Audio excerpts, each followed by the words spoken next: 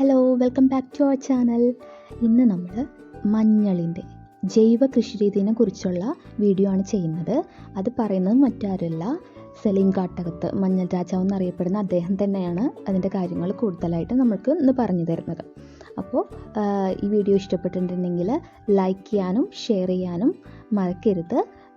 എങ്കിൽ മാത്രമേ സബ്സ്ക്രൈബ് ചെയ്താലൊക്കെ മാത്രമേ തുടർന്നുള്ള വീഡിയോസ് നിങ്ങൾക്ക് കിട്ടുള്ളൂ. അപ്പോൾ ഈ വീഡിയോ സ്കിപ്പ് ചെയ്യാതെ കാണാം, കൂടുതൽ കാര്യങ്ങൾക്ക് നിങ്ങൾക്ക് മനസ്സിലാവും. നമുക്ക് അദ്ദേഹത്തിൻ്റെ വാക്കുകളിലേക്ക് കടക്കാം. ഈ മഞ്ഞൾ കൃഷിയിലേക്ക് ഞാൻ വരാനുണ്ടായ കാരണം, ഞാൻ മഞ്ഞൾ വ്യവസായിയോ ബിസിനസ്സുകാരനല്ല, ഞാൻ മഞ്ഞൾ കർഷകനാണ്. എനിക്ക് കാര്യമായ രോഗം പിടിപെട്ട് 2 ആസ്പത്രിയിൽ കൊണ്ടുപോയി. ആസ്പത്രിയിൽ നിന്നും ഇനി രക്ഷയില്ല എന്ന് പറഞ്ഞ് വന്ന് വീട്ടിൽ അവശതയിൽ കിടക്കുന്ന സമയത്താണ് ആയുർവേദത്തിലെ വിദഗ്ധനായ ഒരു മനുഷ്യൻ വന്ന് മഞ്ഞൾ നെല്ലിക്കയിൽ കഴിക്കൂ എന്ന് പറഞ്ഞു. അങ്ങനെ കഴിച്ച് ഏകദേശം 1 മാസം കഴിച്ചപ്പോൾ എനിക്ക് രോഗം മാറി വളരെ സമാധാനം.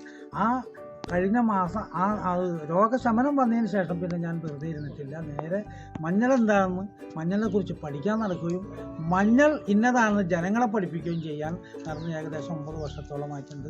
ഓരോ വർഷത്തിലും പരിപാടിയിൽ നടന്മാരായ പലരും വരാറുണ്ട്, നമ്മുടെ രാഷ്ട്രീയത്തിലെ പ്രമുഖരായ പലരും വരാറുണ്ട്. ഓരോ വർഷവും ഞങ്ങൾ പരിപാടികൾ സംഘടിപ്പിക്കുമ്പോൾ ചില ഭാഗത്ത് പോകുമ്പോൾ വിത്ത് മഞ്ഞൾ ഫ്രീ കൊടുത്തുകൊണ്ട് ഞങ്ങൾ മഞ്ഞളിനെ പ്രോത്സാഹിപ്പിക്കുക. ജനങ്ങൾ എല്ലാവരും മഞ്ഞളിലേക്ക് വരണം. ഇന്ന് നമ്മളുണ്ടാക്കുന്ന മഞ്ഞളില്ലാതെ കണ്ട് കിട്ടുന്ന മഞ്ഞൾ 80% കൃത്രിമമുള്ളതാണ് എൻ്റെ വിശ്വാസവും പഠനങ്ങൾ തെളിയിച്ചിട്ടുള്ളൂ. പല രോഗങ്ങൾക്കും ശമനമാണ് മഞ്ഞൾ. 147 രോഗത്തിന് ശമനം കിട്ടുന്ന ഒരേ ഒരു ഔഷധം മഞ്ഞൾ മാത്രമേ ഉള്ളൂ. സൈഡ് എഫക്റ്റ് ഇല്ല എന്നാണ്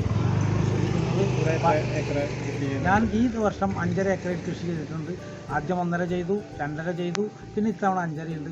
അടുത്ത പ്രാവശ്യം ഇപ്പം ഞാനും ഉൽപ്പാദിപ്പിക്കുന്ന മഞ്ഞൾ തന്നെ എനിക്ക് പോരാതെ കണ്ട് വിത്ത് ഞാൻ ചില സന്ദർഭങ്ങളിൽ കോഴിക്കോട് നിന്ന് വർദ്ധിച്ചിട്ടാണ് ഞാനും ജനങ്ങൾക്കും കൊടുക്കുന്നത്. ഇതിന് വളമാറ്റെന്ന് വെച്ച് കഴിഞ്ഞാൽ വർഷാരംഭത്തിലെ പുതുമഴയാണ് മഞ്ഞളിൻ്റെ കൃഷിയുടെ ആരംഭം. വർഷാരംഭത്തിലെ പുതുമഴ എന്ന് പറയുന്നത് ഏപ്രിൽ മെയ് മാസത്തിലാണ്.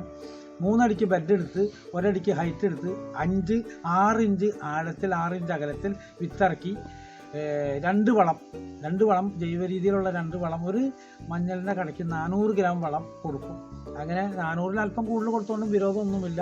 പിന്നെ സൂഡാമോണസിൽ വിത്ത് മുക്കും, മണ്ണിറക്കിയിട്ട് കൊടുക്കും, കിളവറിക്കും.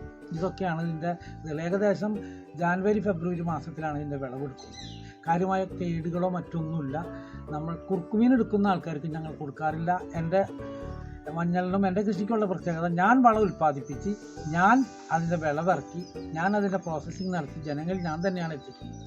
മറ്റൊരു കൈ അതിൽ പ്രവർത്തിക്കുന്നില്ല. കൃത്രിമം ഇല്ല എന്നുള്ള കാര്യത്തിൽ വളരെ സന്തോഷത്തോടു കൂടി ജനങ്ങളോട് ഞാൻ പറയുകയാണ്. നിങ്ങൾ എവിടെ താമസിക്കുകയാണെങ്കിലും 2 സെൻറ്റ് ഉണ്ടെങ്കിലും അതിൽ 10 ഗ്രോ ബാഗെങ്കിലും വെച്ച് സ്വന്തം മഞ്ഞൾ ഉണ്ടാക്കണം.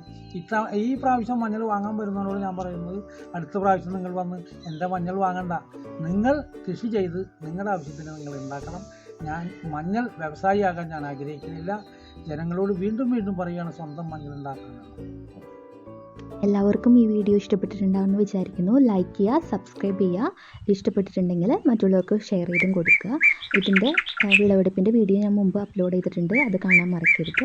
Thanks for watching.